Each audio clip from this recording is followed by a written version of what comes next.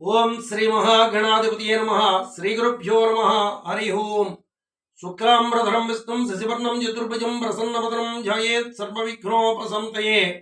అగజానన పద్మార్కం గజానన మహర్నిశం అనేకదంతం భక్తానాం ఏకదంతముపాస్మహే.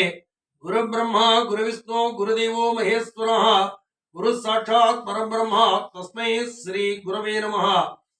ఓం బ్రాం బ్రీం బ్రోం సహ బుధాయ నమః.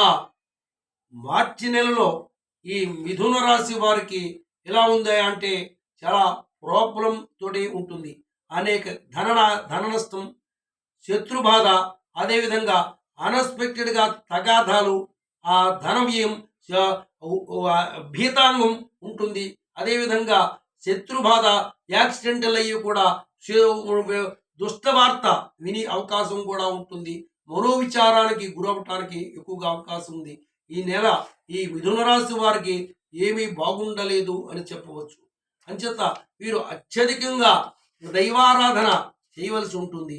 అంచేత ఓం నమో భగవతే రుద్రాయ అనే మూలమంత్రాన్ని రోజు మంత్రం జపం చేస్తూ శివుడికి అభిషేకం చేసుకోవడం వల్ల ఉపకారం ఉంటుంది. ఓం మంగళం కోసలేంద్రాయ మహీగుణాత్మనే చక్రవర్తి తనూజాయ సార్వభౌమాయ మంగళం సర్వమంగళ మాంగళ్యే శివే సర్వార్థ సదకే శరణ్యే త్ర్యంబకే గౌరీ నారాయణీ నమోస్తుతే.